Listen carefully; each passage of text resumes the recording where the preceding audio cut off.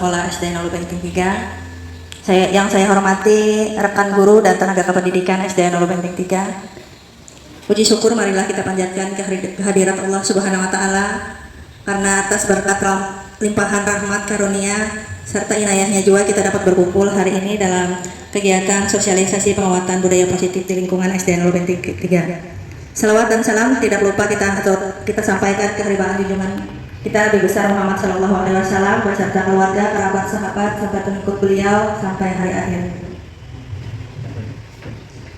Pertama-tama saya ingin mengucapkan terima kasih yang sebesar-besarnya kepada Bapak Kepala Sekolah SD 0 Benteng 3 yang mana telah memberi izin kepada saya untuk mengadakan kegiatan sosialisasi penguatan budaya positif sebagaimana tugas untuk memenuhi tugas aksi nyata saya di modul 1.4 yaitu budaya positif.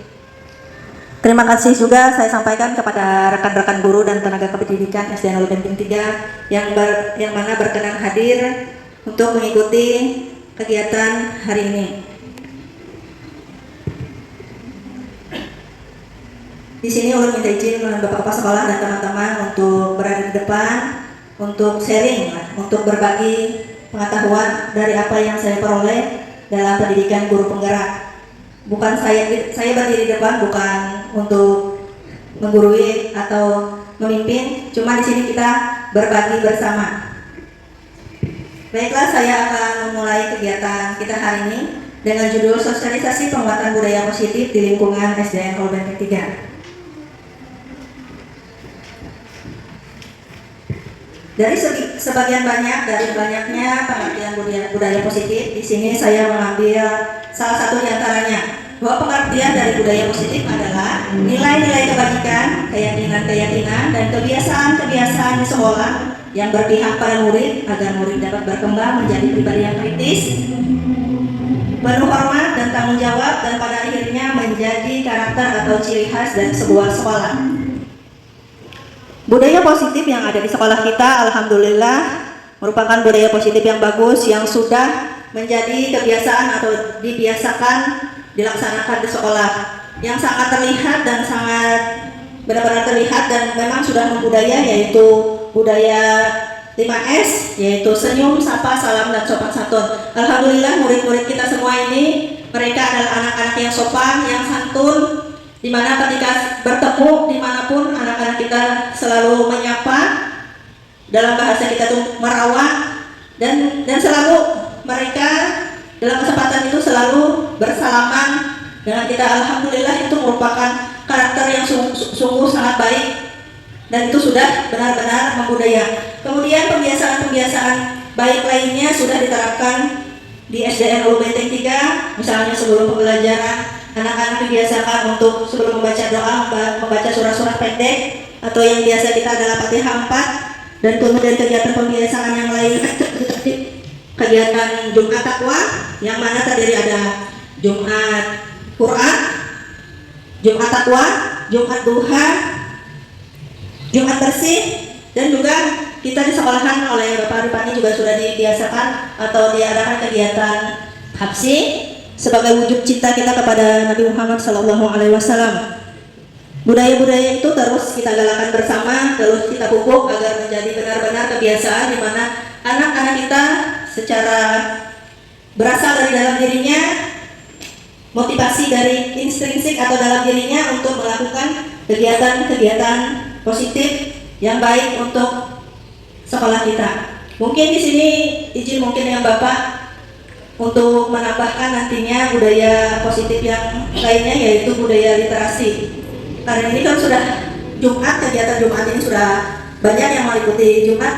Kita juga mempunyai kebiasaan positif yaitu makan bersama. Nah, itu merupakan budaya positif juga bagi kita, di mana budayanya adalah budaya makanan sehat.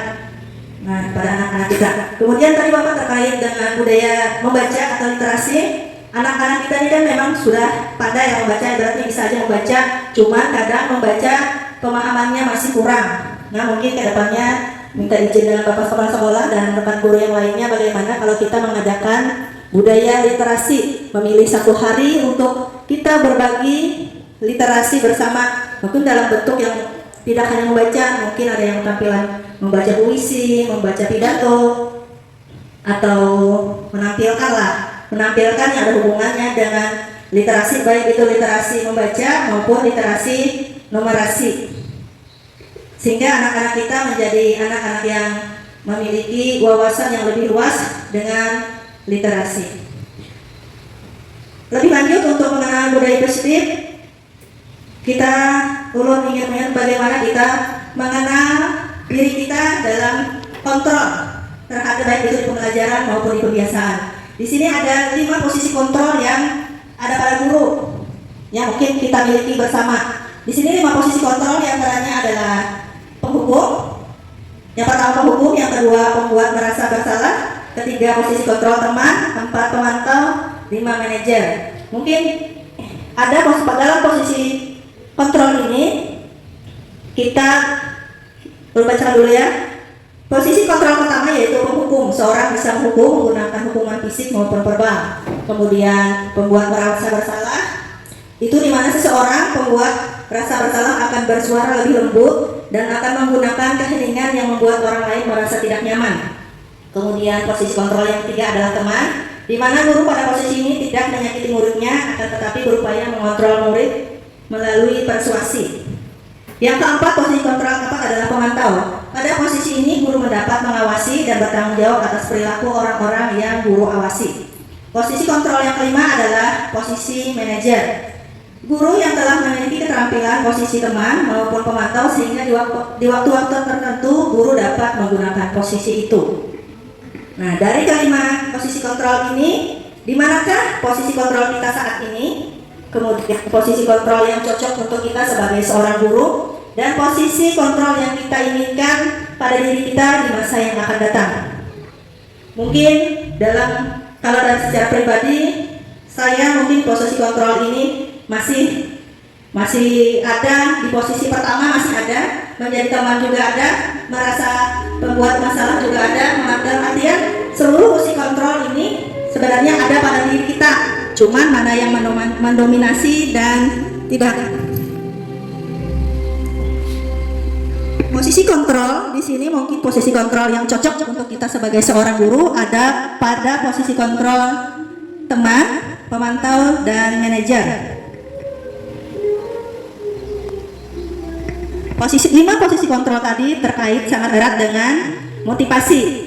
Motivasi baik itu motivasi eksternal maupun motivasi intrinsik. Dari motivasi baik itu dari pembelajaran dan pembiasaan budaya positif, cenderung anak kita ini lebih kuat pada posisi motivasi eksternal. Mana posisi eksternal ini mereka termotivasi dari orang luar, bukan berasal dari dalam dirinya.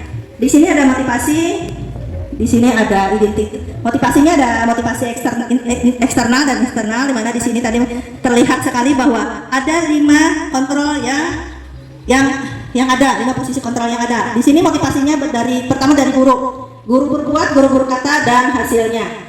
Pada posisi kontrol penghukum, nah di sini termasuk diri ulun, termasuk masih ada sebagian dari diri ulun yang termasuk di dalam posisi kontrol penghukum. Kadang tanpa sadar kita baik secara verbal maupun secara fisik masih memperlakukan siswa dengan cara menghukum, walaupun itu tidak terlihat seperti hukuman yang pada biasanya kita lakukan. Misalkan ketika anak melakukan kesalahan, kita langsung menghukum dengan fisik, misalkan disuruh karena terlambat datang sekolah, kita suruh anak lari keliling lapangan, misalkan itu sudah tidak lagi terjadi pada budaya sekolah kita. Tapi secara verbal mungkin kita masih berada di posisi guru sebagai penghukum. Di mana di sini kita sering dalam bahasa ini kadang menghardik, menunjuk, menyakiti, menyindir, dalam artian kita lakukan karena kita ingin mendisiplinkan anak kita.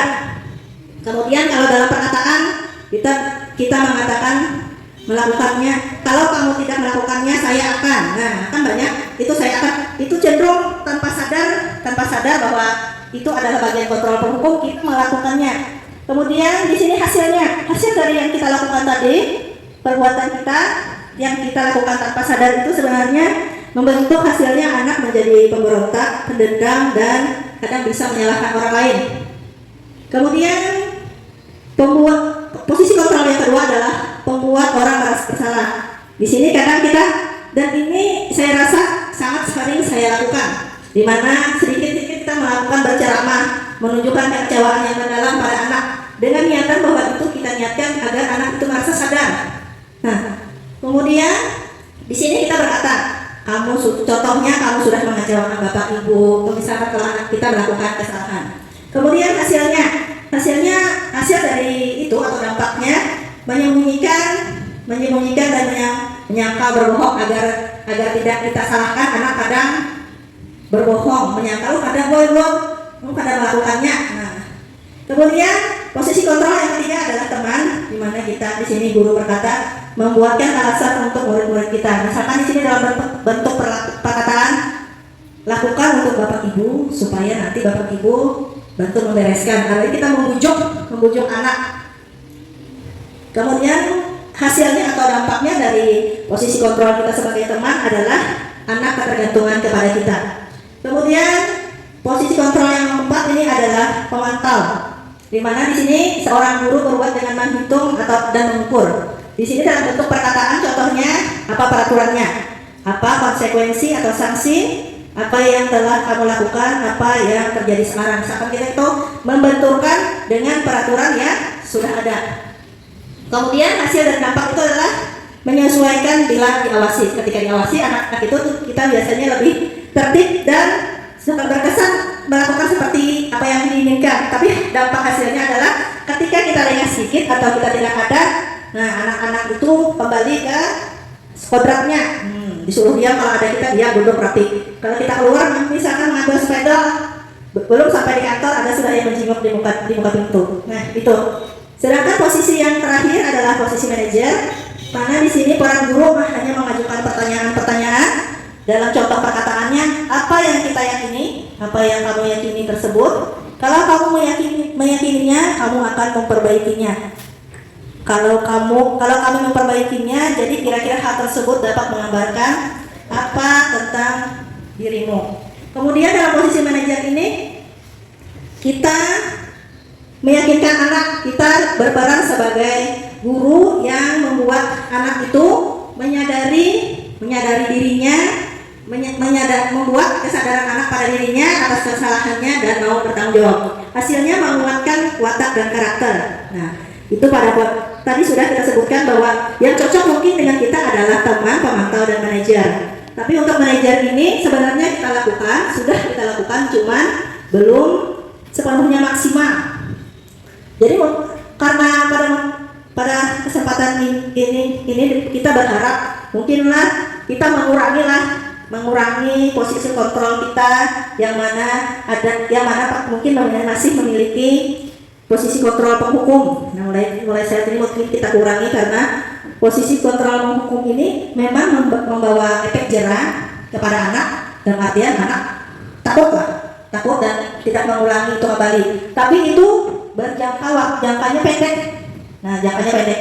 Ketakutan atau anak itu jera itu dalam kurun waktunya singkat.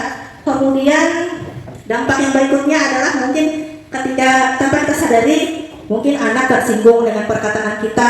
Padahal dalam artian kita tidak pernah memiliki niat yang jahat kepada anak. Tapi dengan perkataan yang mungkin kita sampaikan tanpa kita sadari, mungkin ada yang anak itu merasa terluka, merasa tersinggung dan terbawa perasaannya sampai membekas hitungannya di dalam diri anak. Mungkin itu yang mana yang harus kita kurangi dan hindari.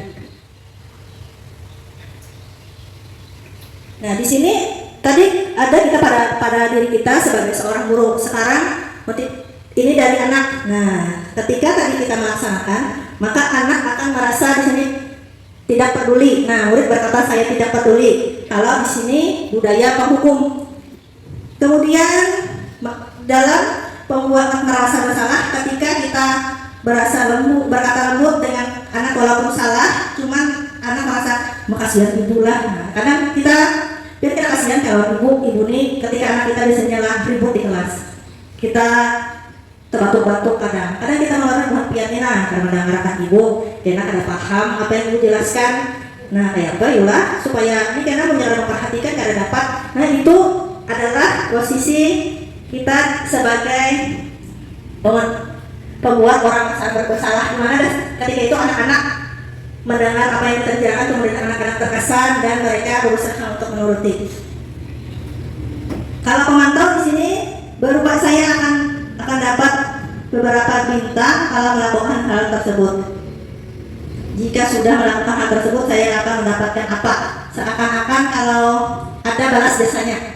Kemudian dalam control manager di sini bagaimana cara saya bisa memperbaiki keadaan ini? Saya akan memperbaiki masalah di mana pada posisi manajer ini anak diberikan seakan-akan berusaha kita membuat anak-anak itu menyadari dari kesalahan yang telah dia berikan, yang telah dilakukan. Kemudian dampaknya, dampak dari posisi penghukum ini, mengulangi kesalahan berulang kali, perilakunya lebih parah dari yang sebelumnya. Padahal sudah dihukum dengan cara yang misalkan sudah dihukum yang berat lah.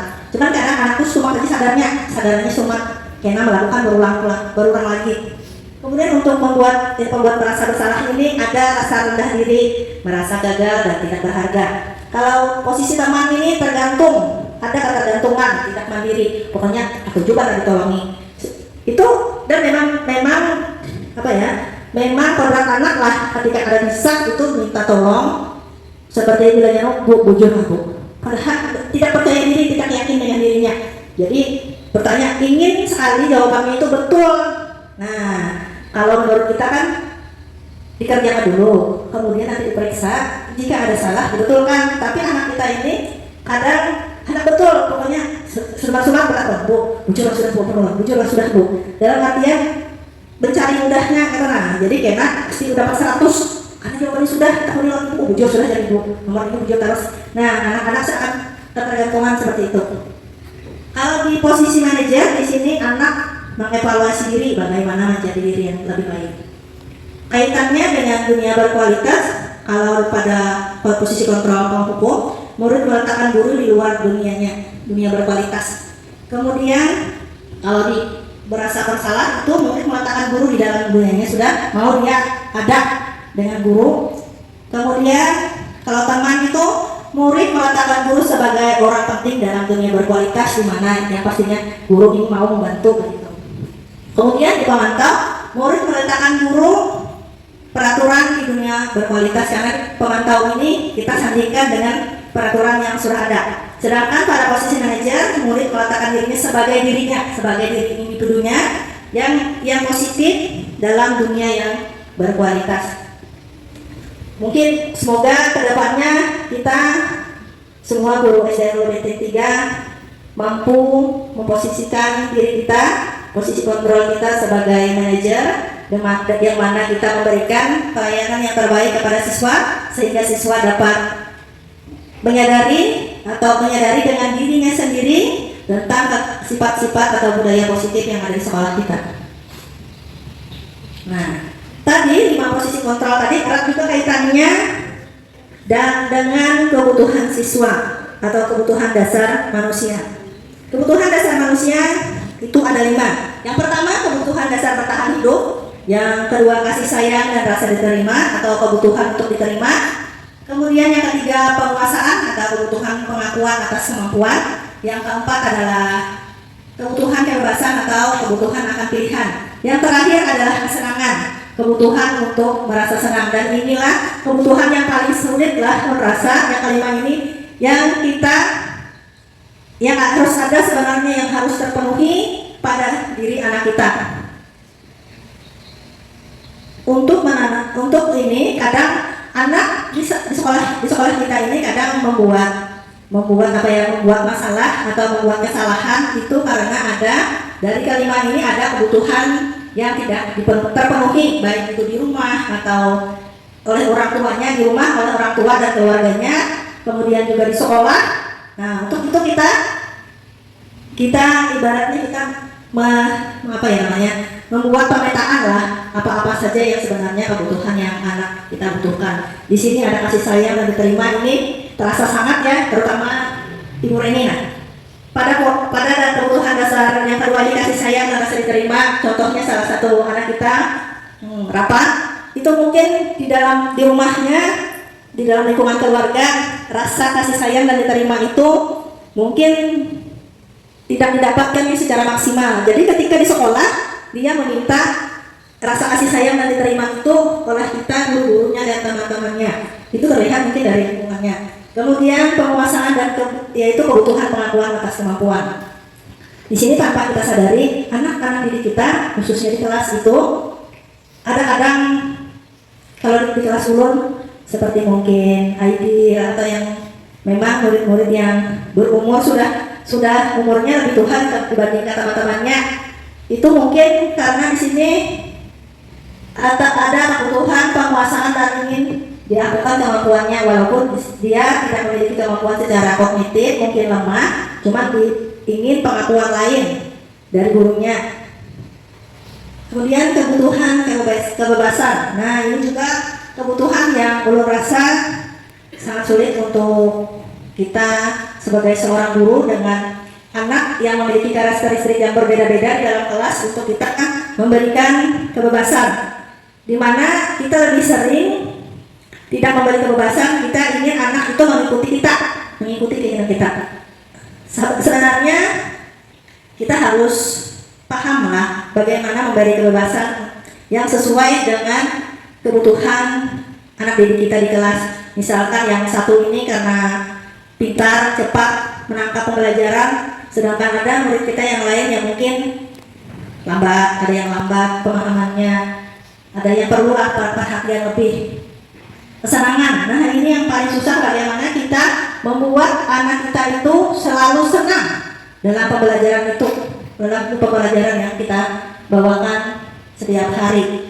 Membuat mereka selalu senang itu rasanya sulit karena mereka memiliki keinginan yang bermacam-macam, sehingga kita mungkin kesulitan. Ada yang senang olahraga, ada yang senang ini itu. Makanya kita di sini melakukan apa kemarin di awal-awal pembelajaran, di awal-awal semester kita memetakan anak didik kita berdasarkan kebutuhan masing-masing.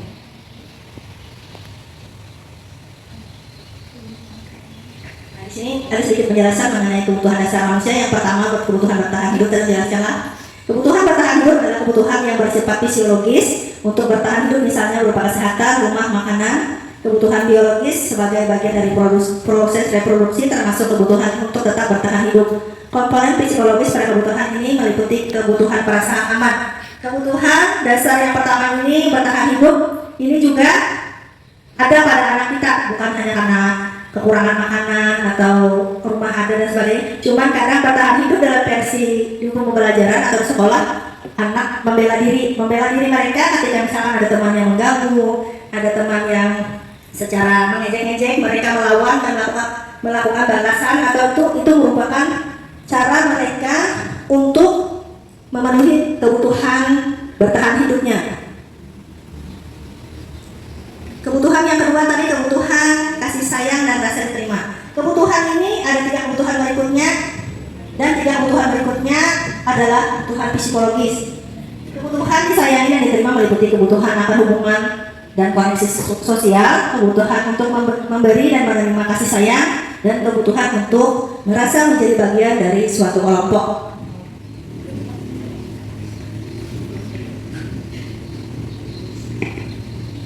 Kebutuhan yang ketiga yaitu penguasaan. Kebutuhan ini berhubungan dengan kekuatan untuk mencapai sesuatu, menjadi kompeten, menjadi terampil, diakui atas prestasi dan keterampilan kita, didengarkan dan memiliki rasa harga diri. Nah, ini biasanya yang sangat terlihat itu di kelas 1 lah, Bu Erna lah.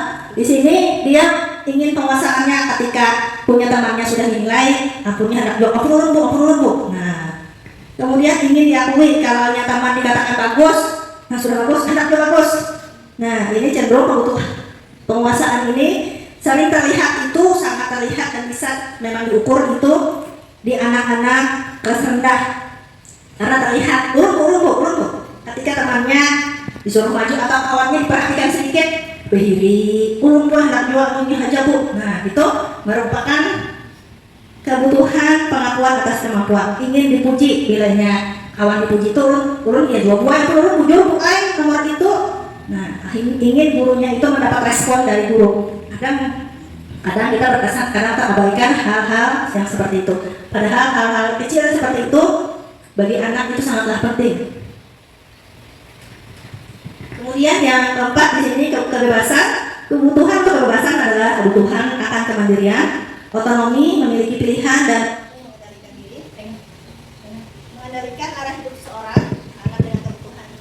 Kebebasan yang tinggi menginginkan pilihan mereka agar banyak bergerak, suka mencoba, tidak terlalu terpengaruh dengan orang lain. Orang kita mencoba hal-hal yang baru nih, anak-anak sering seperti ini. Ini cenderung terlihat di siswa kita di kelas tinggi. Nah, mulai kelas 3, 4, 5, dan 6 ini tuh sudah ada pada kebutuhan dasar kebebasan. Nah, kebutuhan yang terakhir yaitu kebutuhan akan kesenangan adalah kebutuhan untuk mencari kesenangan, bermain, dan tertawa. Ini hampir semua, baik dari kelas rendah kelas tinggi, ini sangat mereka inginkan. Kebutuhan yang mana sangat mereka inginkan, di mana belajar itu harus menyenangkan bagi mereka, belajarnya sambil bermain, sehingga mereka lebih antusias dan di mana mereka bisa tertawa bebas dalam kondisi belajar. Dan itu perlu sekali kita lakukan cara apapun agar bisa kita memberikan kepuasan, kesenangan kepada anak yang belajar. Mungkin saya belum begitu menguasai pada bagian kebutuhan untuk memenuhi kebutuhan ini, masih kurang pada diri saya. Mungkin nanti kita di sini akan belajar bersama, mungkin saling berbagi nanti bagaimana membuat anak-anak kita itu merasa senang dan antusias ketika belajar. Tadi sudah ada 5 kontrol, peran kita mengontrol, kemudian kita harus terpenuhinya kebutuhan dari siswa. Apabila kebutuhan dari 5 kebutuhan ini ada yang tidak terpenuhi oleh baik itu dari keluarganya, dari lingkungan keluarga maupun di sekolah, maka di sini akan muncullah di mana anak-anak itu bertingkah atau melakukan perbuatan salah, yang mana itu tujuannya untuk mendapatkan perhatian kita sebagai seorang guru dalam menyelesaikan masalah tersebut. Nah, di sini di dalam saya belajar di dalam program guru penggerak, kami diajari dengan menyelesaikan permasalahan yang ada pada anak, baik itu dalam pembelajaran maupun tentang disiplin atau budaya positif yang dilanggar oleh anak, itu dengan menggunakan segitiga restitusi.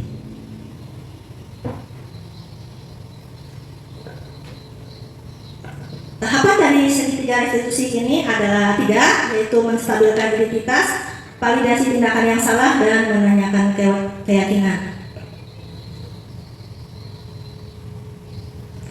Sebenarnya untuk segitiga restitusi itu sebenarnya sudah kita laksanakan ketika anak mengalami permasalahan, itu sudah kita lakukan. Cuma namanya aja yang baru kita ketahui bahwa apa yang kita lakukan itu adalah segitiga restitusi, dan mungkin tahapannya aja yang tidak ketiga-tiganya tahapannya itu kita lakukan.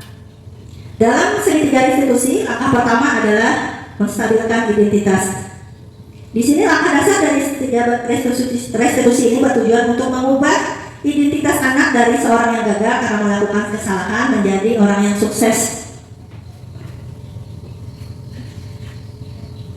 Pada tahap ini, setiap anak kita sebagai guru, maka kita akan memberikan kata-kata kepada anak bahwa kita menstabilkan sehingga anak itu tidak merasa langsung disalahkan.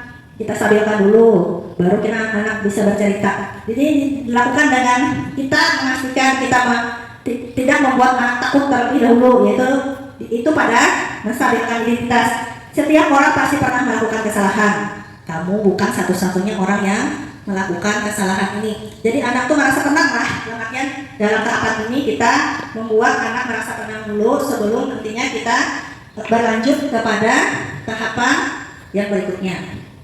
Tahapan yang kedua adalah validasi tindakan yang salah. Pada langkah ini bertujuan untuk memenuhi kebutuhan dasar, memahami kebutuhan dasar apa yang mendasari sebuah tindakan, akan bisa menemukan cara-cara yang efektif untuk memenuhi kebutuhan tersebut. Nah, pada ini kita memvalidasi, kita bertanya. Nah, misalkan anak, contohnya aja kemarin yang restitusi yang dilakukan, skenario yang membuat adalah siswa terlambat datang ke sekolah, contohnya. Nah, pada biasanya kita langsung melakukan nanti kita terlambat. Nah, apakah ada melanda apa? Atau kita langsung menanyakan pada poinnya. Nah, sedangkan pada segitiga restitusi ini kita lebih dulu menstabilkan anak, kemudian pada validasi tindakan ini kita menanyakan alasannya mengapa anak terlambat. Nah, gitu. Ada kita bisa kita tukar. Kita bertanyakan dulu kenapa melakukan kesalahan. Nah, langsung kita ke bagian validasi tindakan yang salah. Kita tahu bahwa data misalkan contohnya tadi data terlambat itu adalah sebuah kesalahan. Nah, tapi kita stabilkan dulu, kemudian baru kita tanya mengapa misalkan alasan anak-anak terlambat. Kadang kita ambil pukul aja, terlambat ini misalkan sudah melanggar peraturan, seharusnya datang harus tepat waktu, terlambat datang, langsung kita memvonis tanpa mencari tahu terlebih dahulu apa sebenarnya yang menjadi alasan dari siswa kita terlambat. Misalkan terlambat, kita terlambat ini melanggar peraturan, maka kita sudah tahu jam masuk sekolah ini jam berapa. Nah, tanpa kita tanyakan alasannya. Kadang alasannya bisa saja mungkin sepedanya bocor atau ada kendala di jalan itu. Kemudian langkah ketiga dari segitiga restitusi adalah menanyakan keyakinan. Langkah ketiga ini yaitu menanyakan keyakinan. Teori kontrol berpendapat bahwa manusia termotivasi secara internal. Di sini kita meyakinkan anak kita dengan melibatkan keyakinan kelas lah. Di sini ada hubungannya dengan nanti keyakinan kelas. Kita membuat anak sudah mengakui pada tahap validasi bahwa dia melakukan kesalahan dan anak sudah sadar secara intrinsik di dirinya, aku ini salah, aku ini melanggar apa yang sudah ditetapkan. Kemudian kita menanyakan keyakinan, ini salah sudahlah, bagaimana kedepannya, apa yang dilanggar. Nah, bagaimana di sini adalah menanyakan ini, menyadarkan anak tentang kesalahannya, kemudian kita mencari solusi bersama dalam menyelesaikan masalah yang ada. Di sini tadi erat kaitannya dengan keyakinan kelas.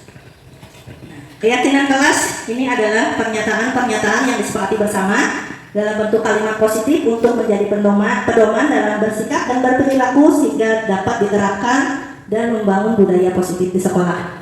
Nah, kita sudah ulun yakin dan saya terlihatlah bahwa di awal semester tadi kita sudah membuat keyakinan kelas masing-masing di kelas kita masing-masing pada anak-anak kita, di mana anak-anak kita dan anak-anak kita membuat keyakinan kelas yang mana itu berisi nilai-nilai kebajikan, hal-hal yang positif yang akan kita terapkan di dalam kelas. Nah, di dalam kelas. Nah, ini ada sebuah pernyataan, mungkin kita bisa berjawab bersama. Pernyataan pertama, keyakinan kelas dan peraturan kelas adalah hal yang sama. Nah, bagaimana menurut pendapat Bapak Ibu sekalian? Apakah benar atau salah pernyataan keyakinan kelas dan peraturan kelas adalah hal yang sama? Ya, silakan. Benarkah salah? Nah, Bapak sudah tunjuk Bapak agama dulu jawaban. Nah, keyakinan kelas dan peraturan kelas, apakah itu hal yang sama? Benar atau salah? Keyakinan kelas dan peraturan kelas. Benar. Nah, benar, Bapak ini sudah benar lah, Ibu Erna. Keyakinan kelas dan peraturan kelas ini apakah sama? Nah, kalau Bapak ini menyebutkan benar, sama. Berarti sama, kalau Bapak ini sama. Kalau Ibu Erna, apakah benar juga atau salah? Ada biru ya. Nah, ibu-ibu yang lain siapkan jawabannya. Dua aja pilihannya, benarkah atau salah? Ada persenannya pula. Ada persenannya. Kita pikir-pikir salah. Kalau keyakinan kelas, kalau di kelas 1 masih kelas 1, kelas 2 itu agak sulit diterapkan keyakinan kelas. Membuat sepakat itu memang sulit. Kalau untuk kelas 3 dan ke atas, mereka kalau kelas 3 sudah sedikit paham. Cuman untuk menangkap itu masih perlu tiap hari diingatkan. Kalau untuk 4, 5, 6 belum rasa mereka paham dan mengerti. Kemarin juga dibahas ini di ruang kolaborasi kami tentang bagaimana membuat menyepakati keyakinan kelas untuk mereka yang di kelas rendah. Itu kemarin itu karena di kelas ulun itu tidak ada guru yang memegang kelas rendah, Pak. Karena yang ada ini guru, kebetulan ulun kan nggak pernah mengajar kelas rendah. Kemudian teman-teman yang lain juga pun nggak pernah mengajar kelas rendah. Sedangkan di kelas itu yang guru SD-nya cuma bertiga, guru SMK ada, SMP ada, kepala sekolah ada. Jadi cuman kemarin yang memberi tanggapan adalah ibu dari yang mengajar di SDLB. Nah itu kalau untuk kelas rendah, ya kayak kelas ini lebih dikomunikasikan kepada orang tuanya. Nah iya benar. Panjang lebar kalau di Barnai Mas ada ini jawaban pian tadi. Jadi mengingat pengalaman di kelas 1 lah, melihat kondisi yang terjadi setiap hari, sama benar. Benar, Bu Erna menyebutkan benar. Kondisi sehari-hari jadi Ya, benar. Sekarang Bapak Isnadi, walaupun Bapak Isnadi dan Bapak Panini tidak memegang kelas, tapi dalam artian ketika mengajar di kelas, mereka juga adalah peraturan yang mereka sepakati bersama. Ayo Pak Panina, pernyataan yang pertama keyakinan kelas dan peraturan kelas itu adalah hal yang sama. Nah, benar, berarti grup Ibu Erna menyatakan pernyataan ini adalah benar. Nah, sekarang beralih kepada grup Ibu cantik. Dimulai dulu dari yang di tengah yang hari ini baru nongol, baru ada di sekolah, Ibu Reni. Nah, Hinang dan Kulit dari hotel. Kita pertanyaan, apakah pertanyaan ini benar atau salah, Ibu Reni? ada orang yang buat salah ya. Nah, Ibu Reni. Nah, Ibu Reni salah. Ini pulang Ibu Wiwin pulang. Ayo Ibu Wiwin. Nah, salah. Ibu Muda?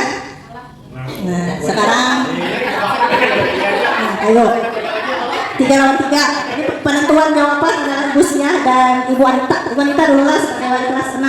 Nah, menurut Ibu pernyataan ini benarkah salah?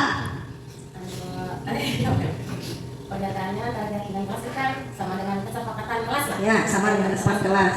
Kelas dan peraturan kelas. Jadi umur ini berpendapat itu tidak sama. Jadi salah kan? Berarti salah. Tidak sama. Keyakinan kelas. Ya sekarang Ibu Siah, walaupun Ibu Siah ini bukan guru kelas, tapi dalam artian banyak membantu terutama ulun di kelas 3 dalam masuk mengajar, membantu ulun di kelas 3. Nah, menurut Ibu Norasiah, pernyataan ini benarkah salah? Menurut ulun keyakinan kelas dan peraturan kelas itu berbeda atau salah. Ya berbeda atau salah, berarti ini 5 bagi 3. Sebenarnya Bapak finalnya ya lah. Nah, Bapak, lu mintakan jawaban pernyataan Pian. Karena dalam artian Pian menyudahi akannya jawaban dari teman-teman.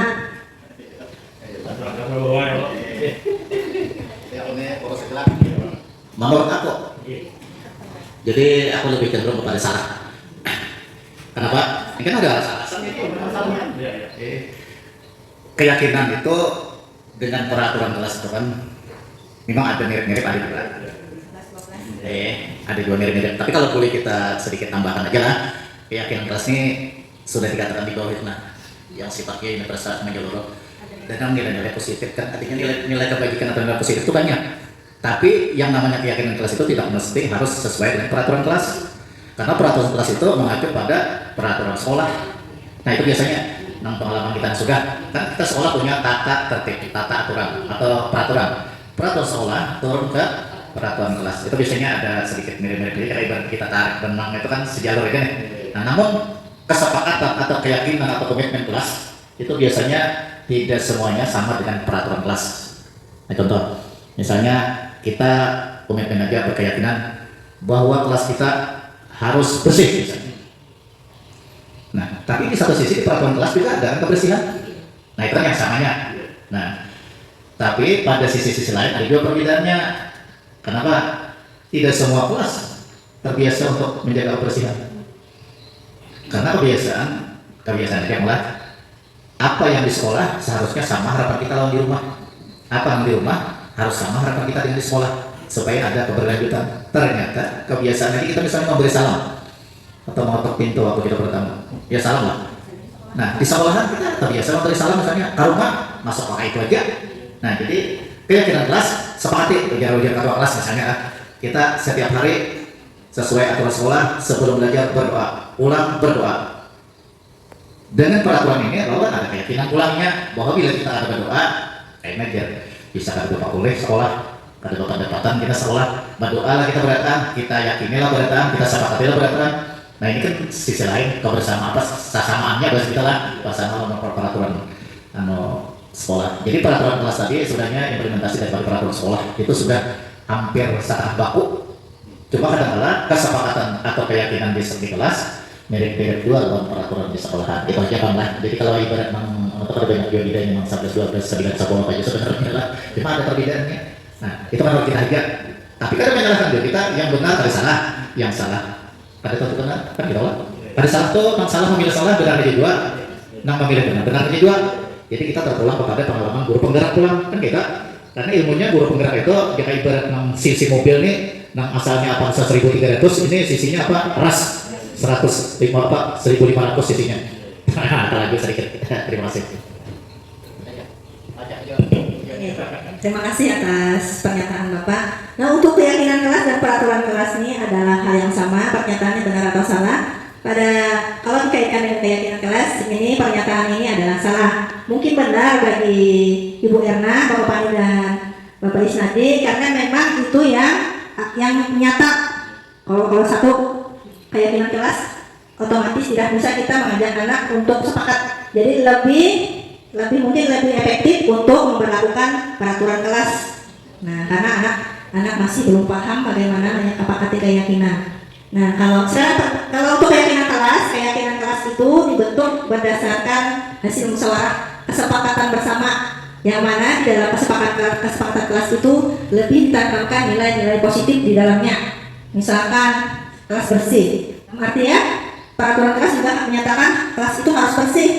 Nah, kemudian anak-anak dibuat menyadari atau memiliki nilai bahwa bersih itu penting. Kemudian disepakati bersama ketika misalkan saat pembelajaran secara bergantian anak harus mendengarkan guru ketika ingin berbicara mengangkat tangan sehingga bergantian sehingga tidak ribut dan riuh. Itu pertama keyakinan kelas itu disepakati bersama dan nilai yang ditanamkan itu diharapkan membekas pada diri anak sehingga menimbulkan kesadaran diri pada anak untuk tidak melanggar peraturan yang dibuat bersama karena ditulis oleh anak menyepakati itu. Kemudian pernyataan yang kedua, keyakinan kelas berdasarkan nilai-nilai kebajikan atau prinsip universal. Nah, ini kita jawab bersama aja, benarkah salah? Iya, jawabannya adalah benar, bahwa keyakinan kelas ini ditanamkan dengan nilai-nilai kebajikan atau nilai positif. Yang mana nilai-nilai positif yang ada di keyakinan kelas itu nanti akhirnya bermuara pada profil pelajar Pancasila. Nah, ini adalah pembentukan keyakinan kelas. Mungkin kita sudah melakukannya hanya untuk kelas rendah, untuk yang pastinya kelas 1 masih belum bisa diterapkan ini. Pembentukan keyakinan kelas itu bersifat abstrak daripada peraturan kelas yang lebih rinci dan konkret. Kalau peraturan sekolah itu benar yang Bapak ucapkan bahwa sudah ditentukan, peraturan sudah ditentukan, sudah ada peraturannya dari peraturan sekolah kemudian diturunkan dengan peraturan kelas, di mana pembentukan peraturan sekolah dan peraturan kelas itu tidak melibatkan anak didik kita dalam pembuatannya, sudah ada aturan bakunya. Kemudian yang kedua adalah keyakinan kelas berupa pernyataan-pernyataan universal. Keyakinan kelas senantiasa dibuat dalam bentuk positif, di mana bentuknya positif, kata-katanya positif. Jadi tidak menuliskan misalkan kata tidak atau jangan. Nah, yang kelas agar kata-kata positif itu agar membuat anak menanamkan nilai dari keyakinan yang sudah disepakati. Keyakinan kelas hendaknya tidak terlalu banyak sehingga mudah diingat dan dipahami oleh semua warga kelas. Kemudian keyakinan kelas sebaiknya sesuatu yang dapat diterapkan di lingkungan tersebut. Kemudian semua warga kelas hendaknya ikut berkontribusi dalam pembuatan keyakinan kelas lewat kegiatan curah pendapat. Kemudian bersedia meninjau kembali keyakinan kelas dari waktu ke waktu. Kita pun rasa keyakinan kelas yang dibuat di masing-masing kelas itu sudah disepakati bersama oleh anggota kelasnya sehingga mereka tidak akan melanggarnya. Yang terpenting dalam keyakinan kelas sebenarnya adalah menanamkan nilai-nilai positif pada diri anak. Nah, ternyata setelah materi tadi keyakinan kelas, bakal berakhirlah kegiatan sosialisasi budaya positif di lingkungan sekolah kita hari ini, dan ulun ucapkan terima kasih yang sebesar-besarnya atas perhatian dari Bapak Kepala Sekolah dan teman-teman yang lainnya. Jika ada yang salah dalam penyampaian materi ulun, dalam artian mungkin ada yang tersalah lah, Ibu Mariani menyinggung, adalah tersinggung dari kata-kata ulun mohon maaf yang sebesar-besarnya, bukan menyinggung, tapi atau di sini hanya berbagi saja bahwa saya pun ada pada bagian yang salah dari budaya positif yang ada ini, masih kurang pada diri ulun, masih terdapat benturan-benturan secara pribadi yang seharusnya tidak ulun lakukan. Mungkin dengan ini kita bisa belajar bersama untuk memperbaiki diri demi kemaslahatan dan keberpihakan kita kepada murid kita di SDN Hulu Bintang 3. Ulun akhiri sosialisasi budaya positif di sekolah SDN, di lingkungan sekolah SDN Hulu Bintang 3 dengan ucapan Waalaikumsalam warahmatullahi wabarakatuh. Refleksi dan umpan balik mohon kepada Bapak Kepala Sekolah, mungkin yang pertama untuk merefleksikan kegiatan hari ini dan juga memberikan umpan balik kepada ulun secara pribadi selaku guru penggerak dalam mengerjakan tugas aksi nyata 1.4 budaya positif. Kepada Bapak dipersilakan. Terima kasih. Sebenarnya mendengari dari awal sampai terima kasih tadi lah. Nah, alhamdulillah ini luar biasa sudah. Kita berikan penghargaan yang sebesar-besarnya kepada calon guru penggerak kita, Ibu Marika Upah, SPD. Ini sudah sedikit membuka wawasan kita kepada kita dalam hal pelaksanaan budaya positif di sekolah ini. Budaya positif tadi intinya kebiasaan. Kita teringat dengan doktrin Ki Hajar Dewantara. Engarso Santolodo, Madio Mangkarso, Topore Handayani, itu kan doktrin dari Ki Hajar Dewantara. Di muka jadi contoh, di tengah pemotivasi atau pembangkit semangat, di belakang menunjuk. Posisi kita itu, bila di muka contoh, bila di tengah memotivasi, menyemangati, bila di belakang mendorong. Itulah inti daripada doktrin masalah pendidikan Ki Hajar Dewantara. Sebenarnya budaya positif ini luas bola, kada hanya yang di slide tadi aja ada. Intinya hal-hal yang baik. Apakah? Cuma kita berharap supaya selaras antara budaya kita di sekolah, insya Allah akan membekas pula, akan mewarnai pula budaya di rumah. Katakanlah hubungan sekolah ini sebenarnya bagian daripada masyarakat sekolah, bagian daripada masyarakat sekitar. Nah, jadi katakanlah lingkungan itu sangat mempengaruhi budaya kita di sekolah. Contoh, kita di lingkungan perairan Sungai Berito, di tepian Sungai Berito, otomatis kakak kita kebiasaan mandi, inilah. Nah, mandi otomatis ini punya skill, misalnya renang, punya harap bakunya, apa segala. Ini kan lingkungan sangat mempengaruhi kepada penerapan budaya di sekolah kita. Nah, kemudian kita sudah melaksanakan 5S, sudah melaksanakan kegiatan Jumat, sudah melaksanakan beberapa kegiatan Jumat adalah tadi pagi kami ada impak kami lah. Nah, untuk kepentingan apa tadi? Sumbangan. Nah, alhamdulillah berkala Jumat. Sedekah ke Jumat apa itu namanya? Infak Jumat. Nah, itulah. Nah, mengidanakan tadi apa? Jakarta itu masih itu kotak. Tapi kotaknya jangan kiringan aja, dikilingnya aja. Liwat. Nah, itu bagus sebenarnya. Bisa aja Jumat infaknya itu laksanakan seminggu sekali juga. Waktu sembahyang tadi bisa juga. Atau berpisah. Bisa juga. Itu kan budaya positif juga. Nah, kemudian ada perlu juga kita ini misalnya kerja bakti sosial. Misalnya kita nih membersihkan 6 waktu olahraga misalnya lah, 4 membersihkan tempat ibadah.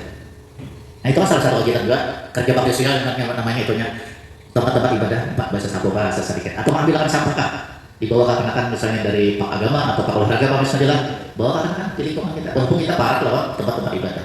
Nah, seminggu sekali juga waktu Jumat bersih umpamakan di halaman kita sedikit. Nah, ada salahnya lah. Nah, itu satu juga tambahan. Kemudian di kelas supaya anak-anak kita motivasi dengan budaya positif, buat iya kelas. Nah, memotivasi anak-anak supaya ini bila gua ucap itu tergerak, model hatinya tergerak, model perilakunya untuk berbuat kebaikan. Nah, itu dulu kalau di agama tuh ada nyanyiannya tepuk anak saleh itu ada apa anak soleh, nah, mereka rajin apa? Nah, ada nih tuh. Itu di tingkat-tingkat biasanya di PAUD kebanyakan anak kayak itu kan. Atau siswa budiman misalnya. Nah, sayang orang tua, sayang guru dan sebagainya. Nah, itu buatlah ia-ia yang pindik, namun memotivasi untuk menyemangati aja. Nah, itu yang ditambahkan aja lah. Lalu yang kebutuhan dasar manusia atau keperluan dasar manusia tadi, sebenarnya kalau hari kita yang namanya keperluan dasar itu, ini mungkin lebih tambahan lagi. Ini kan kita hari ingat sandang, pangan, papan, kesehatan, pendidikan. Kita dulu itu sandang itu apa yang disandang, pangan itu apa yang dimakan, papan itu rumah. Termasuk di sini mungkin bertahan hidup bisa jelas. Nah, di sini ada tambahan kasih sayang dan kesenangan. Jadi kalau kesehatan itu merupakan keperluan dasar juga, pendidikan juga keperluan dasar saat ini. Jadi diimbangi ulang lawan 5 ini ulang. Ada bertahan hidup, ada kebebasan, ada kasih dan sayang. Oh luar biasa gue yang kasih dan sayang mulai rumah. Bibit kasih sayang ini kita terawal dari rumah juga. Yang lagi menjatuhkan harga diri anak. Jadi ini refleksi aja pula. Menjatuhkan harga diri anak mulai dari lalu contoh mempermalukan anak di muka kelas. Ini tahu aja salah, apalagi kalau sedikit misalnya jual nakalnya si Adul nih, jual nakal Adul nih. Kita jual, nih kamu pak, nih nak pada nih Adul, nih nak anak yang paling nakal di sekolah kita. Ini drop baik anaknya, harga dirinya runtuh itu. Dipermalukan di hadapan orang atau teman-temannya. Ini luar biasa. Amun kita mampu tak sini Pak Isnadia, biar salah, terpaksa dilawan dalam artian ini kan mengharapkan kebebasan penguasaan kita implementasi pada keperluan dasar manusia tadi. Nah jadi jangan sekali-kali kita guru-guru mempermalukan siswa di hadapan siswa-siswa lain. Hendak juga kiau kasih hati kan dalam kantor di mana kan di ruang kantin ketika perpustakaan kemana padahi pakulina aja, jangan padahi nang inya supan di kelas, karena kelas 5 itu bisa supan sudah ini bisa merasakan rasa malu. Karena kata orang juga, cuma kita juga merasakan itu bahwa lidah itu lebih tajam daripada pisau. Kenapa? Karena lidah pada binasa itu orang bahari itu. Jadi perkataan mempunis nang sarkas itu apa istilahnya kasar, itu akan lebih membekas gue. Maka lebih banyak istighfar kita lah. Bila buat pandir, orang ada dulu istighfar banyak hanya keluar dengan taman. Tadi kan ada masa model penenangan batin, nah menstabilkan tadi kan menstabilkan emosi. Karena guru ini, ya namanya guru, itu kan tidak pakai malaikat. Ada yang salah juga, pasti ada yang salah. Cuma salah kita ini jangan terlalu disalah-salahkan benar. Nah, jadi setiap saat kena air berikan, berilan, makan kenyang gue, naklah, berilan, ibu, berilan, bapak. Nah, itu juga anak. Kita doakan juga, bukan hanya anak kita aja di rumah, anak kita itu juga. Kita doa juga, karena anaknya adalah lembaran putih yang sangat bersih lagi. Ini kan dari banyak dosa muda, kita mentuhannya, warnanya macam-macam, papang kuning hijau. Nah, jadi kita dengan cara menstabilkan emosional tadi, otomatis si guru juga berlatih. Kita berlatih itu sudah pelatih. Nah, itu kita sangat setuju itu Bu ya. Jadi kita menghadapi sesuatu itu jangan memponis anak. Yang terlambat tadi misalnya, atau ini apa, kita kan tahu. Perjalanan ininya dari rumahnya, ini membawa kesedihan ke sekolahan, kita tahu itu. Kenapa kesedihan? Dimaknai oleh kuitan ininya. Ini membawa kesedihan ke sekolahan, berharap di sekolah itu ada ketenangan. Ternyata di sekolahan gurunya bilang macam mama pulang, kata kecewa lah. Pulang dengan membawa kekecewaan. Nah itu berinya yang berat. Seharusnya pulang itu membawa kebahagiaan dengan ilmu yang bermanfaat. Nah ini, jadi kita tahu kan posisi sekolah ini, anak kita itu kita tahu kita kehidupannya di rumah ada yang bersama sekolah, ada yang bakas batakan misan, ada yang bakas mamanya. Ini hendak di sekolah dengan suasana inklusif, dengan suasana kondusif, anak hendak bahagia. Kan bahagia itu milik kita sebenarnya. Ini kesenangan di keperluan dasar manusia tadi, kesenangan. Cuma kesenangan ini ada ukuran. Kalau kesenangan berkelimpahan pada kabar itu kita. Jadi aku dan kita ini hanya berbagilah lah. Apabila butuh kita pikirkan itu, hanya kita pakai. Cuma nangan kita ini semua ada kekurangan. Anak mencari kekurangan, cari yang ada kesamaannya. Nah ini kan ini sangat baik namanya sesuai budaya positif kan? Budaya positif banyak. Amun kita hendak kembali kepada contoh puji-puji, tuh guru agama tuh. Contoh dunia akhirat mendapat menyelamatkan dunia akhirat siapa? Rasulullah. Yakin di situ dah. Kenapa? Rasulullah punya sifat 4. 6 dasar melekat lawan diri sidin. 1. Sidik jujur. Itu kan. Nah kedua, tabligh menyampaikan. Ini tidak pernah menyembunyikan apa yang disampaikan oleh malaikat Jibril sampai Nabi Muhammad. Amanah kan kita lah. amanah. Kada bisa mainkan janji orang, janji hutang, dan yang terakhir adalah patona cerdas. Ini sifat Rasulullah. Dan inilah implementasi. Makanya kita umat Islam ini bangga luar biasa sudah. Jadi kita jangan merasa kita menjadi guru nih, jangan merasa rasa rendah diri. Banyak kita bersyukur aja, sambil merubah pola pikir. Nah, jadi keperluan kesenangan itu intinya adalah membuat iklim positif dan budaya gembira. Dan budaya positif tadi, nah, keperluan dasar manusia, keperluan bertahan hidup, keperluan kebebasan, keperluan kasih sayang, keperluan penguasaan, keperluan kesenangan. Ini masih ada sinkronnya aja lawan keperluan dasar papan, sandang, pangan, perumahan tadi, sama dengan kesehatan dan pendidikan. Nah, jadi Bapak Ibu mungkin kita panjang sedikit lah, karena kita ada lulus juga kan menyampaikan tambah yang ulang. Nah, jadi intinya Ibu Maria ini kita berkomentar semua sepakat kesepakatan keyakinan atau peraturan kelas buat dengan sebaik-baiknya, tambahkan kegiatan-kegiatan yang positif, pertahankan budaya yang sudah ada, kemudian tambah dengan hasil daripada pembelajaran yang terbaru karena setiap saat kita berubah. Di zaman ini lain tahun 80-an kayak ini tahun 2000-an ke atas nih kayak ini. Jadi kita dalam era digital ini, ujar kepala dinas yang ada, manfaatkan teknologi untuk pembelajaran. Jadi ini aja dulu lah, kemudian mungkin ada tambahan dari Bapak Ibu Guru juga. Jadi terima kasih dulu Ibu Maria, kita sangat mendukung kegiatan-kegiatan kayak ini. Mudah-mudahan sekolahan kita ini sesar tahun sudah ada perubahan positif. Dan budaya-budaya yang sudah dijalani tingkatkan, kalau perlu bisa prediksi ditambah lah. Terima kasih. Apa tepatnya Bu Pandir, mohon maaf. Tujuannya jangan tanggapin yang baik, buang yang baik. Pilih yang dianggap baik, dikirakan hanya dipakai. Insya Allah kalau kita mencari kebaikan, bertemu aja dulu, pada ujung-ujungnya akan bertemu juga. Gitu. Nah, yang penting sekali kita kayaknya lagi kan. Artinya kebersamaan, kolaborasi, ujar bahasa lautnya, itu bahasa apa itu, kerjasama kita untuk mensupport, memberikan semangat kepada kita berada. Jangan merasa aku merasa lebih, aku merasa kurang, aku merasa lebih, aku merasa kurang. Nah, lebih dari yang kurang minta lawan lebih. Itu aja. Kita jual di perpustakaan itu ada kunjung perpustakaan. Jadi saat untuk pelaksanaan literasi dan numerasi tadi lah bisa bawa perpustakaan.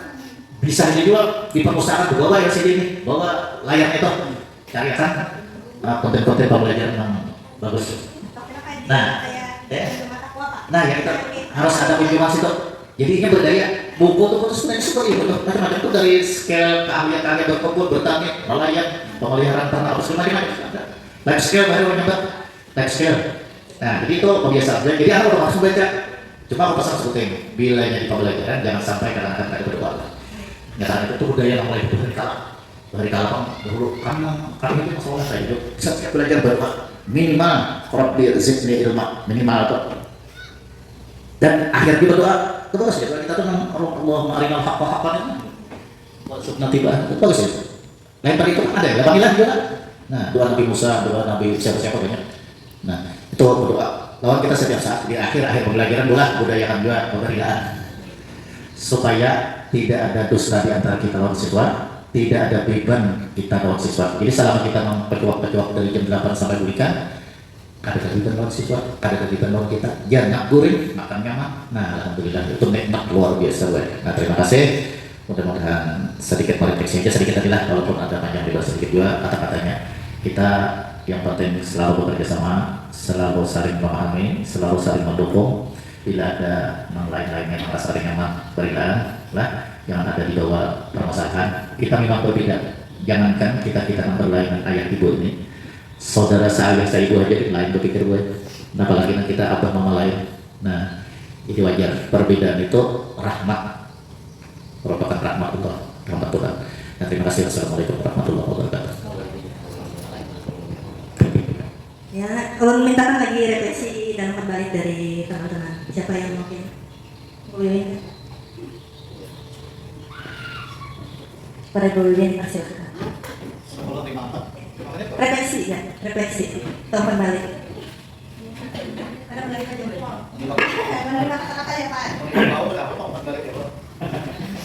Ya, assalamualaikum warahmatullahi wabarakatuh. Terima kasih kepada Ibu Maria yang telah memberikan kesempatan kepada saya. Jadi umpan balik atau refleksi dari saya bahwa sosialisasi yang telah Ibu Maria lakukan sangat bermanfaat bagi kami semua, khususnya saya.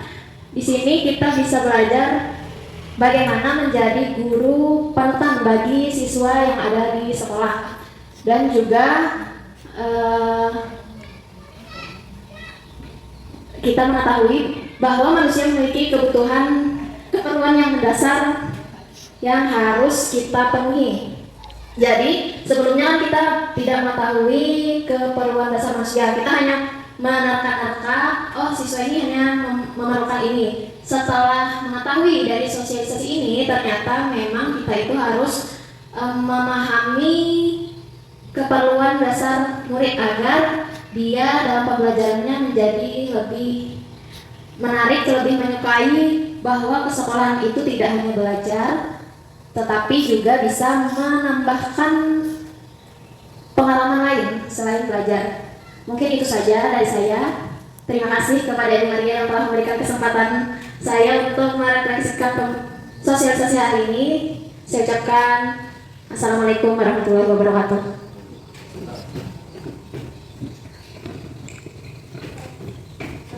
Terima kasih kepada Ibu Wiwin yang sudah memberikan refleksi dan umpan balik pada kegiatan hari ini. Mungkin dengan refleksi dan umpan balik dari Ibu Wiwin tadi, maka berakhirlah kegiatan kita hari ini. Dan ucapkan terima kasih, semoga apa yang kita lakukan hari ini memperoleh kebaikan bagi kita semua. Ulun akhiri kegiatan hari ini dengan ucapan Assalamualaikum warahmatullahi wabarakatuh.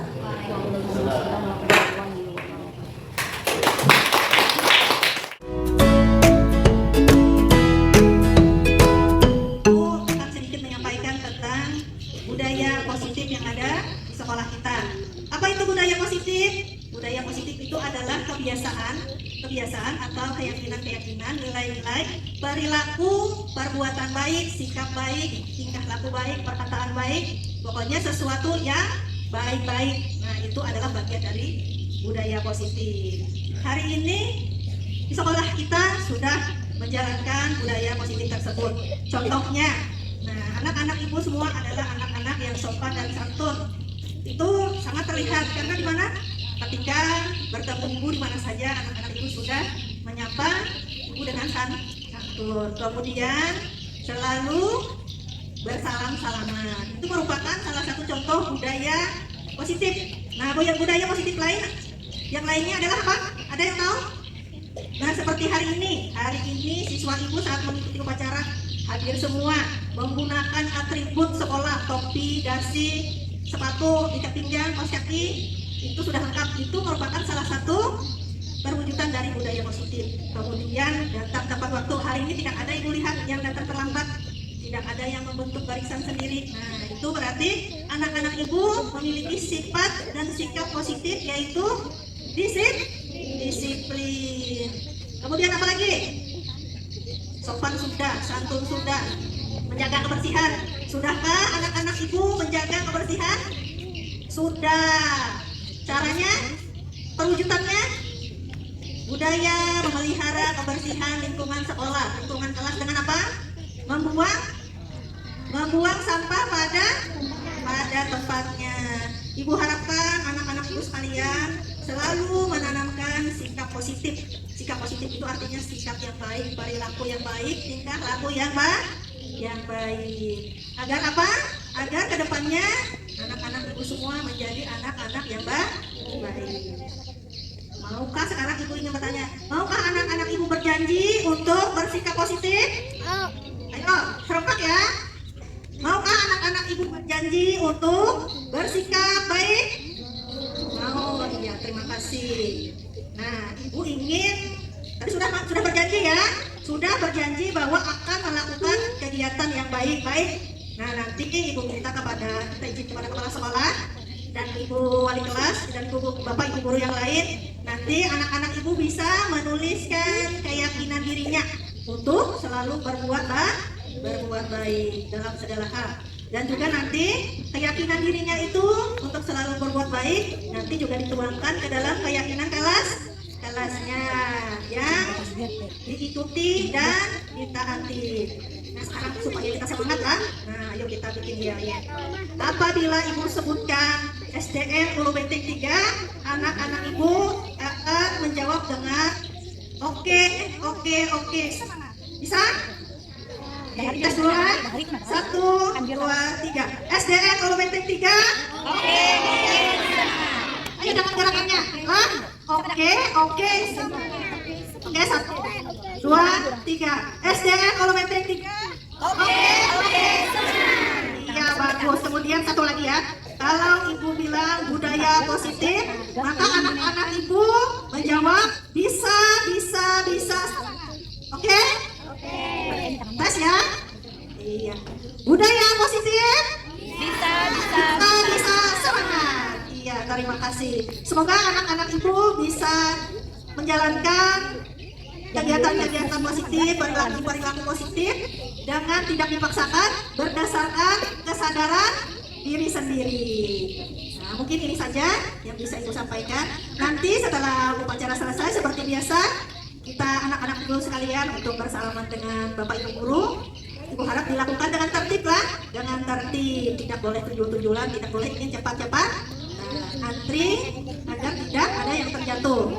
Kemudian untuk kelas 456 yang laki-laki nanti mohon setelah upacara selesai untuk merapikan sepeda yang ada di parkiran. Oke, bisa? Anak-anak ibu bisa semua? Bisa. Nah, marilah mulai hari ini kita membudayakan sikap positif atau sikap perbuatan yang baik-baik. Nah, mungkin sampai di sini dulu ya teman-teman ibu hari ini. Salah dan hilaf ibu mohon maaf. Ibu akhiri dengan wassalamualaikum warahmatullahi wabarakatuh. Assalamualaikum warahmatullahi wabarakatuh.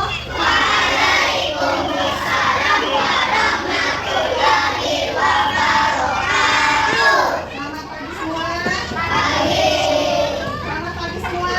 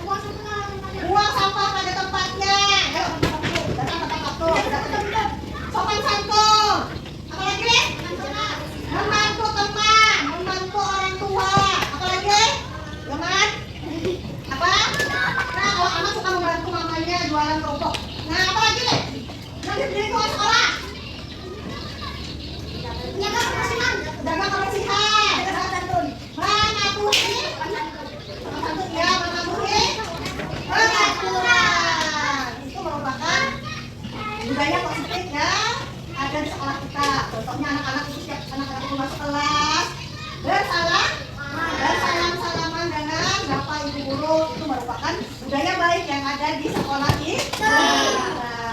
Nah, hari ini kita akan menuangkan perilaku baik atau budaya-budaya positif yang tadi sudah disebutkan ke dalam menjadi budaya kelas kita. Oke? Menjadi budaya kelas kita. Dengan cara apa? Dengan cara membuat keyakinan kelas. Ya? Budaya positif itu kita lakukan, kita terapkan di dalam kelas kita. Nanti akan dibagikan kertasnya.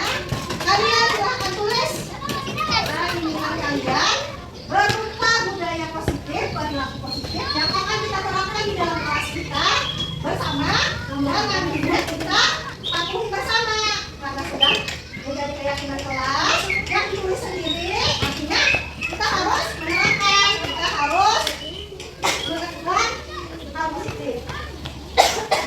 Oke. Untuk menulisnya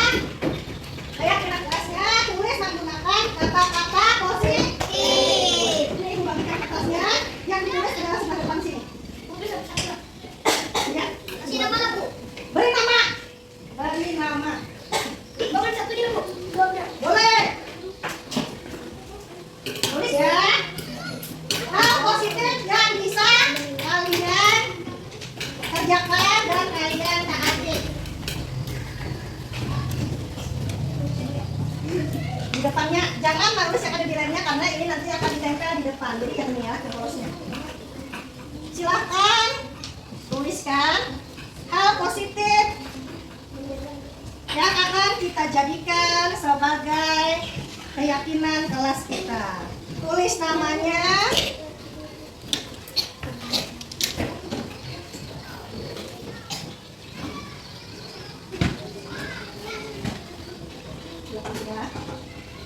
aku boleh. Jangan lupa menulis jangan tulis namanya. Kalau positif kan, kata-katanya harus positif. Tidak boleh ada kata jangan atau tidak.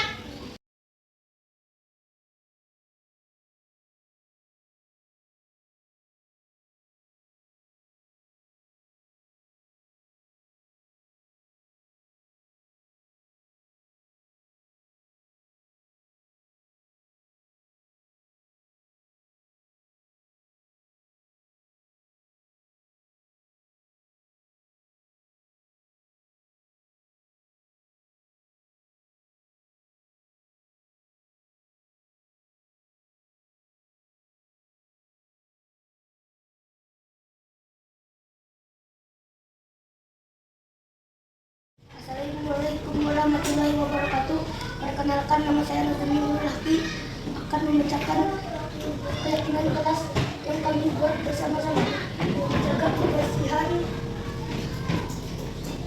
kebersihan sekolah, membuat sampah pada tempatnya, sampah disadari dimiliki guru. Menjaga kebersihan, membuang sampah pada tempatnya, menjaga sopan santun. Datang tepat waktu, membuang sampah, membantu teman, menjaga kebersihan, membuang sampah di tempatnya, sopan santun, menjaga kebersihan, menjaga sopan santun, membuang sampah pada tempatnya, mengerjakan tugas tepat waktu, mendengarkan ibu bicara, membantu orang tua atau teman membuang sampah di tempatnya, menghormati guru atau orang tua, menjaga lingkungan sekolah, duduk di depan guru, menjaga kebersihan, sopan santun, datang tepat waktu. Aku harapkan nantinya keyakinan kelas itu dapat kita taati bersama karena dibuat bersama, maka akan kita implementasikan setiap harinya, bukan karena ibu nyuruh, bukan karena sudah. Ibu harap keyakinan itu dilakukan, ditaati dengan kesadaran diri anak-anak ibu sendiri. Kan sudah menuliskan, harus menepati dengan rasa kesadaran diri, bukan karena disuruh. Baiklah, ibu akan membacakan ulang keyakinan kelas yang sudah kalian tulis bersama. Yang pertama, menjaga kebersihan. Nah, bagus berarti bagus ya. Berarti mulai hari ini dan hari ke depan kelas kita harus bersih. Yang kedua, membuang sampah pada tempatnya. Ingat ya, membuang sampah pada tempatnya. Jadi kalau ada sampah itu buang di tempatnya. Ada perlu suruh lagi ya. Ketika sampah kalian buang di tempat yang sudah disediakan. Kalau misalkan ada sampah bekas temannya lupa rupanya keyakinan kelasnya bahwa tidak boleh membuang sampah sembarangan, karena ambil dan buang ke tempat. Kemudian sopan santun, mantap. Kemudian membantu teman. Nah, ada sopan santun itu harus kita punya sopan santun. Kemudian membantu teman yang kesulitan. Bukan membantu teman mengerjakan PR, bukan ya? Ya. Nah, membantu teman kalau teman ada susah, misalkan teman pulpennya habis, kita boleh pinjamkan. Kawan minjam penghapus, itu dipinjamkan. Nah, itu namanya membantu teman. Nah, bukan membantu mengerjakan PR teman.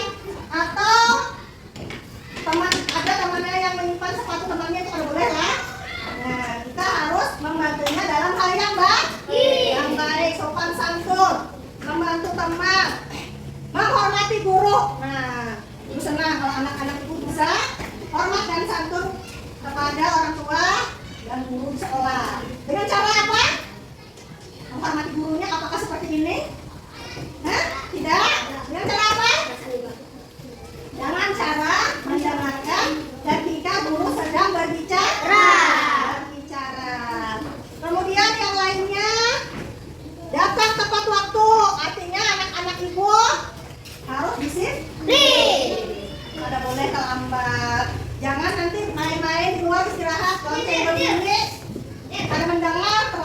Oke? Kemudian apa lagi? Membantu teman sudah, membantu ibu guru. Oke, mantap. Kemudian apa lagi ini? Mengerjakan tugas tepat waktu. Kalau ada PR harus segera diselesaikan. Apa lagi? Membantu orang tua sudah adalah sopan santun, jaga kebersihan, datang tepat waktu, mengerjakan tugas tepat waktu, menjaga lingkungan sekolah, memelihara barang-barang yang ada di sekolah. Meja tidak boleh dicoret-coret ya. Nah itu tadi kayak gimana kelas yang sudah kalian tulis dan ibu harap diyakini dan dilakukan dengan betul-betul dengan kesadaran diri, bukan karena disuruh. Oke? Kita hatilah. Nah nanti keyakinan kelasnya akan kita ganjal ini untuk mengingat agar anak-anak itu tidak lupa budaya positif yang akan kita terapkan di kelas ini.